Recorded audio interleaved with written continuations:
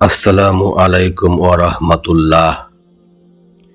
প্রিয় ভাই ও বোনেরা, আজ আমরা এমন একটি বিষয়ে কথা বলবো যেটা জেনেও আমরা অবহেলা করি, আর অবহেলার ফলেই আমাদের জীবন ধীরে ধীরে অন্ধকারে ঢেকে যায়। আজকের বিষয় ইস্তেগফার না করার ভয়াবহ পরিণতি। আমরা সবাই গুনাহ করি, জেনে না জেনে, প্রকাশ্যে, গোপনে। কিন্তু প্রশ্ন হলো, গুনাহের পর আমরা কি আল্লাহর কাছে ক্ষমা চাই? যদি না চাই তাহলে কি হয়? আজ সেটাই জানব কুরআন, হাদিস এবং বাস্তব জীবনের আলোকে। ভিডিওটি শেষ পর্যন্ত দেখুন, কারণ শেষের কথাগুলো আপনার জীবন বদলে দিতে পারে ইনশাআল্লাহ।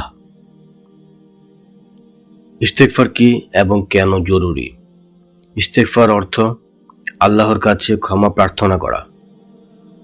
আস্তাগফিরুল্লাহ, এই ছোট্ট শব্দটির ভেতরে লুকিয়ে আছে আল্লাহর রহমত, বরকত, গুনাহ মাফ, বিপদ মুক্তি।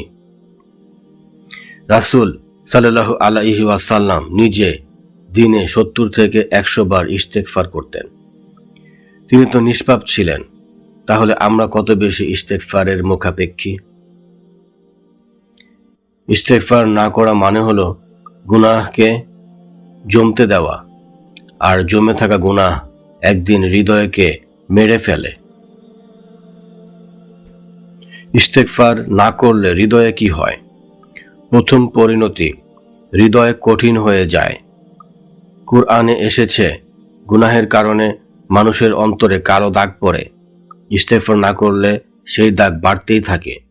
ফলে নামাজে মন বসে না, কুরআন ভালো লাগে না, ভালো কথা শুনলে বিরক্ত লাগে, গুনাহকে আর গুনাহ মনে হয় না।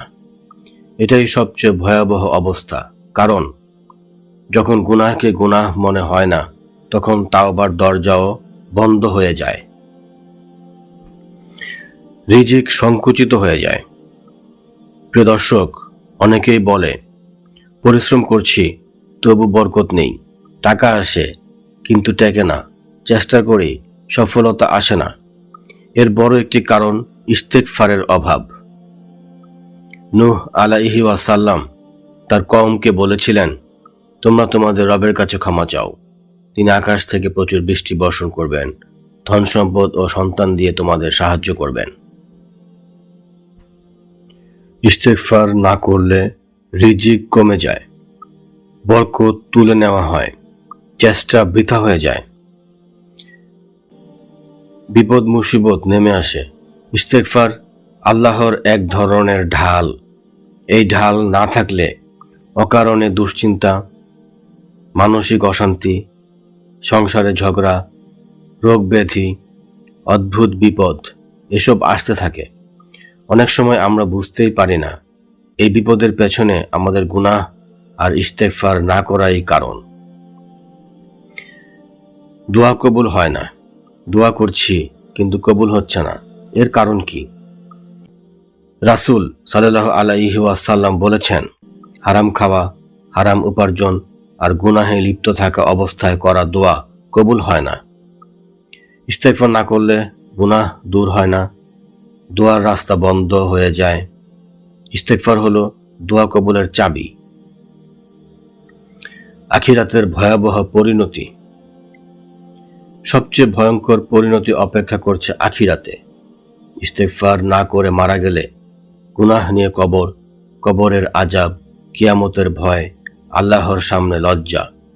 কুরআনে বলা হয়েছে, আল্লাহ তাওবাকারীদের ভালোবাসেন, কিন্তু যে তাওবা করে না সে নিজেই নিজের ক্ষতি করে। প্রিয় ভাই ও বোনেরা, আমরা জানি না আজ রাতটাই আমাদের শেষ রাত কিনা, এই ভিডিওটাই আমাদের জন্য শেষ নসিহত কিনা। এখনই সুযোগ, এখনই দরজা খোলা। আল্লাহ বলেন, তোমরা যত বড় গুনাহই করো না কেন, আমার রহমত থেকে নিরাশ হয়ো না। চলুন আজ থেকে শুরু করি আস্তাগফিরুল্লাহ, আস্তাগফিরুল্লাহ, আস্তাগফিরুল্লাহ।